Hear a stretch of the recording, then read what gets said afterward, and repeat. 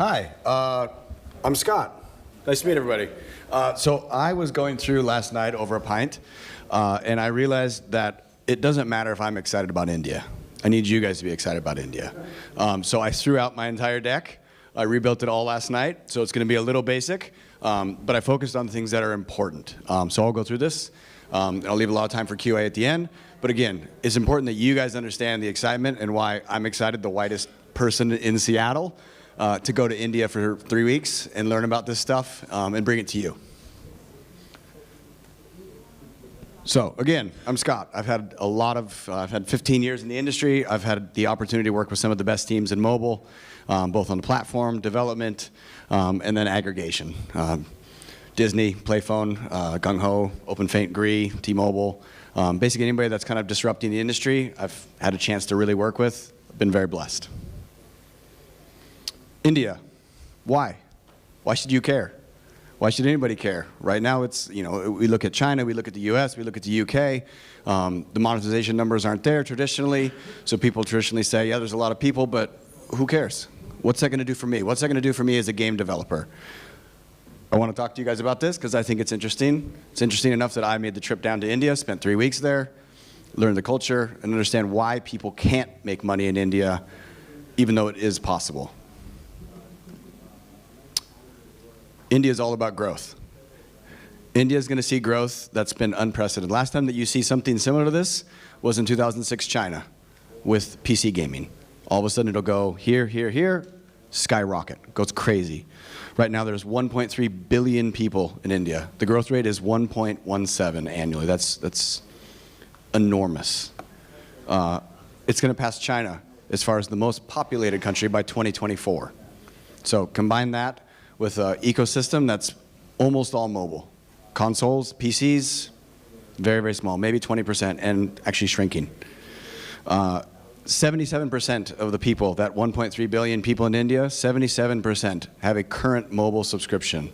That means right today, over 1 billion people have a mobile subscription, and they're using it almost exclusively for their access to the internet, for banking, and for entertainment. Entertainment's extremely cheap on your mobile. If you think about going to a movie, almost anywhere you go in the world, movie costs the equivalent of $6, $7. You can buy a game that you can play on your smartphone and play it for hours and hours and hours, put hundreds of thousands of hours in, and it costs you 99 cents. Very, very cheap. Currently, there's over 300 million smartphone owners in India.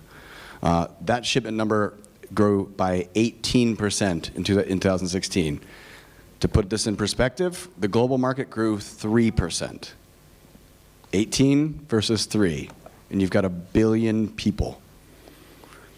That number is expected to jump to over 530 million devices by the end of 2018, which will be second only to China. Again, an explosion of people on mobile, and they're all looking for content. India also has the largest youth population in the world. The median age across India, across that 1.3 billion people, 27 years old. That means half the population of India is under 25, 2/3 is under 35. So extremely young. 1 out of every 10 people on this planet is an Indian under the age of 25. Just kind of put that in perspective. 1 out of every 10 on the planet. It's an insane number. With that, you're seeing a massive, massive increase year over year in usage and downloads. India right now accounts for about 58% of the world's downloads. So almost, that's a silly number when you start thinking about it. In one area that almost everybody ignores right now, over half the downloads are occurring. App downloads have increased 215% in the last 2 years. So you start looking at the acceleration of how quickly mobile is entering into the industry, how everything's getting cheaper. The youth is very, very young. They want to engage with Western culture and Eastern culture. They want to engage with all cultures now because it wasn't open to them before. So you have this massive user base. They're all becoming mobile very rapidly, and they're looking to acquire new content. Indian users spent about 50 billion hours in apps last year. 50 billion. Again, that's a scale that you can't achieve anywhere else in the world because there just isn't a population of that scale. And to kind of put the nail in the coffin, mobile traffic represents about 80% of their web traffic. And that's second only to Nigeria. So all traffic coming that's touching the internet, 80% is coming off a mobile device or a tablet. Tablets represent a very, very small percentage. What's driving this growth? Again, youth, but a massive increase in internet availability. So as people, previously, like I said, PCs just really didn't exist. Everybody's getting mobile. Right now, that number, to again, put it in perspective, internet availability is about 30% right now. That number is going to jump to 53% by 2021. So again, start thinking about, you've got 1.3 billion people, another 20% are going to come online. Secondly, reduction in data costs. Reliance Jio did some crazy things in India because they knew they needed to get everybody on board. What cost 1 gigabyte a year ago, now you get 60 gigabytes. So users are starting to adopt everything from video streaming to games, everything. It's just going up and up and up. There's no question. They're estimating about an 8x increase by 2021. So again, you imagine you have 1.4 billion people, and you get an 8x increase in what they're doing. Crazy. Massive increase in disposable income, and this goes with age. If you're 25 years old, you're getting your first job, perhaps you're in IT, your disposable income's going up. This number is going to go from about 2.2 billion to about 3.7 billion in the next couple of years. A 1.6 increase in available disposable income, and you're getting a bunch more people online. Where do you think they're going to spend their money with what you guys are making? The next one is this is a natural maturation of talent. Almost everybody in India, if you think about India previously, everybody thought, oh, you can do QA services, you can do localization services. It was a service-driven industry. Those people are now maturing and starting to make their own studios. At JetSynthesis, one of the things that we run is an accelerator, so we teach people how to make their own companies, how to do everything end-to-end from concept through distribution. That hasn't been done before, but now the talent is maturing to the point where it makes sense. And with that comes the desire to make content that makes sense for them. The example I like to use is if you're a Western developer, you wouldn't expect to drop your game purely into China and have it work exactly like it does in the US. It's the same with India. You have to take content that works for Indians and put it into India, or take your Western content and twist it, adjust it, make it work for Indians. The next one is massive increase in smartphone penetration. So about 2015 was when the shift occurred, when people went from buying feature phones to buying smartphones. So right now there's about 3 tiers of smartphones in India. The first one is under $100. It's about 10,000 INR. So maybe 130 bucks, depending on what the exchange rate is currently. But for that, you'll get a smartphone with 2 SIMs, nice big screen, enough memory to run games. Right now, the number of smartphones in market is 290 million. That number is expected to grow to 470 million in the next year. That's a 1.6 growth. Again, you're not going to see that anywhere else. There was a event that I'll tell you about really briefly. It's called demonetization. Maybe you heard about it. One of the craziest things I've ever heard. Basically, in one day, they came in and said 500 and 1,000 rupee dollar bills, no longer valid. So we had people that I knew that were on an airplane, they land, they can't pay the cab fare because the cash they have in their pocket doesn't work anymore. It's not real. So they had people burning cash in the streets because it didn't have any other value. Again, insanity to think about. But what that did, and it forced the country, was digital wallets. They grouped the digital wallet group, so Paytm, things of that nature, over 150 million users in 1 year, almost purely because of this demonetization event. That number is expected to continue growing. 2020, they expect to have over 300 million people on digital wallets. So it was a crazy move. I don't know if it was a good idea, but it worked. Okay, what about gaming? You guys are all gamers or game developers. Why do you care about this? Right now, 250 million self-identified gamers. So that goes across PC, mobile, tablets, consoles. That number is growing at about an average about 56% annually. So every year you're getting, for every 1 user, now you've got 2. Indians spend about 15% of their time on their device on just entertainment. Be it video streaming, be it gaming. Gaming is a massive, massive amount of that they spend their time. It's a time sink of unearthed proportions. And this number is additive. It's not taking away from something else. So it's not taking away from going to the movies, not buying entertainment, whatever it is. Gaming is additive. It's only bringing the level up. Right now, the estimated market is about 290 million. That number seems small when you compare it to China or the US. That number by 2021 is expected to jump to over 1 billion. So in the next 3 years, they're expecting to almost 3x their market. So again, keep that in mind when you're looking for growth. 1 billion people, and that's going to go 3x as far as what they spend in the next 3 years. Continued evolution of distribution. This is a big one. Again, what works for the US doesn't necessarily work for India. So things like Google Play, one of the ways they're finding success is instead of doing credit cards, they're doing prepaid cards. They're lowering the price floor. And so instead of it being 99 cents, it'd be the equivalent of 10 cents. So they're doing everything they can to encourage users to learn to spend. The easiest way to think about this is if you didn't, everything was free before, all of a sudden now you need to teach this user that you're getting value.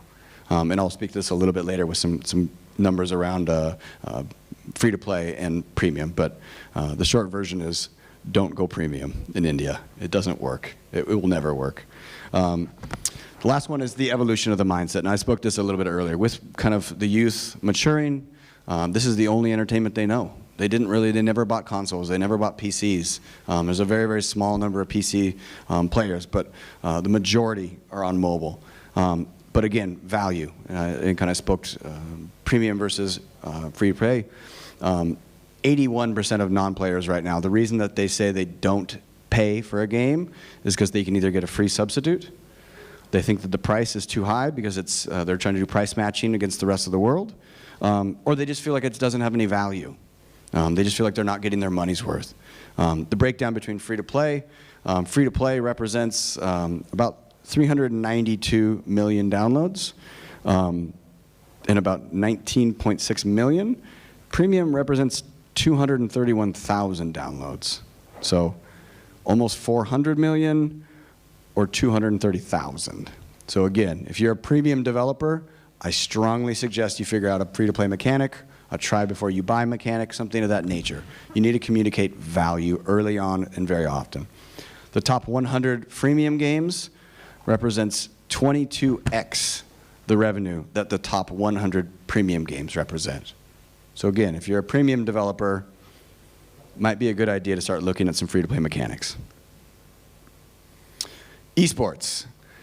There's 3 hard rules. So at JetSynthesis, we work very well. We're an investor in a company called Nodwin, which runs ESL for India. I sat down with their founder and I said, tell me about esports in India. He said, there's 3 basic rules to esports, and that applies everywhere. 1, it has to be audience defined. A developer can't say I'm making an esport game because the community will almost, as a whole, reject it. You can't tell gamers what they like. Number 2, it has to be fair and balanced. So almost immediately, almost all mobile-first content is right up the window. There's no pay to win. You can't have that. It'll be, again, rejected by the community. And the last one is it has to be eligible for the 10,000-hour theory. If you're not familiar with the 10,000-hour theory, it's basically if you've practiced something for 10,000 hours, you should be considered an expert, or at least approaching an expert. On mobile, on most console, that's why you're not going to see an esport game like in a Madden, because Madden gets replaced every year. And FIFA gets replaced every year. You're never going to get 10,000 hours unless you're really, really hardcore into something. And even then, why would you put 10,000 hours into something if you know it's going to be replaced every 12 months? This is where we come to what we call M-sports. So it's esports with an India twist. So I just came back. I spent 3 weeks in India. We were running the India gaming show. We rolled out this concept. And the concept is in our game, we have a cricket game. We made it so users had to pay to enter a tournament. And then based on if you won in that tournament, you're eligible for semifinals and finals at the physical event. We saw over 20,000 Indians pay to enter the tournament to be eligible to come to the India Gaming Show and compete for cash and prizes. They did. Everybody came. We had a massive booth. We had a massive number of people. We opened up the number of registrations. We said, this is the number of registrations we can take in a day. We'd fill those up in an hour. For a full 12 hours, we'd have enough people come to want to play these games that we would fill up in an hour. It was one of the craziest things I've ever seen. It was E3 at its peak, but delivered in an hour. Crazy. What we've discovered is the ecosystem that we have created in India gives national recognition to players, and that drives so much with Indians. In the next slide, you'll see one of the big things that drives acquisition is not digital marketing, but it's word of mouth. Very, very social. My WhatsApp goes crazy every single night. Just the way it is. The lead up to this event, as we announced it, we said, here's the tournament, it's going to be available. We saw a massive increase in both downloads, monetization, and engagement. And when I say massive, our download ranking went up by 20%. Our grossing ranking went up by 30%. And all we did was open this tournament, and it was even a paid tournament. The point I'm making with this is you can monetize India. It's just a matter of doing it right. And most people don't know how to do it right. But it is possible, and it's going to be more possible as time progresses. That being said, I strongly suggest that you look at your strategy for India, or even look, do you have users that are currently in India, and start to look at that. Because at some point, you won't be able to ignore it. Why does this work? Social is huge in India. File sharing, people showing the games to each other, sending the games to each other. Nielsen reports that 47% of gamers, the way that they acquire their content is through either direct or indirect word of mouth from their friends. Again, half of your acquisition budget could be free in a country with 1.3 billion people. There's a massive difference in the perception of value between single player and multiplayer, and thus the willingness to spend in multiplayer goes up. 81% of players in India right now report a willingness to monetize in a multiplayer game versus 66% in a single player game, and that's the best single player games. And when I say multiplayer, it doesn't necessarily have to be real time. It can be turn-based. It can be async. But the idea of multiplayer is a value add. Second one, as I spoke earlier, it's incredibly inexpensive. Users right now spend over 30 minutes a day playing games. That's on average. And that includes the real hardcore guys all the way to the very, very casual guys. But a 30-minute average is a pretty good engagement time per day. Last one, easy availability, mass availability. Consoles, PCs, insane expensive. Apple has, I think, a 15% premium on almost everything in India. So if something costs $1,000 here, more expensive in India. I found that out the hard way when my charging cable broke, and they wanted $80 to replace it. Last one, shameless self-promotion. If you have content, if you have users in India that you're not engaging with or you're monetizing, please come talk to me. This is one thing that we do very, very well. Most developers that I talk to, they say we've got a lot of users in India, but frankly our fill rates are very, very low. That's money left on the table for you. And as that number grows, getting your strategy locked in first before it hits 1.4 billion people is probably a good idea. So again, shelfless, same promotion. Please come talk to me. I'd look forward to talking with you.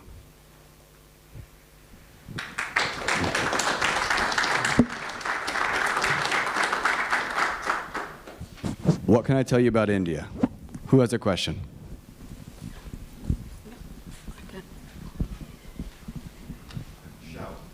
Hello.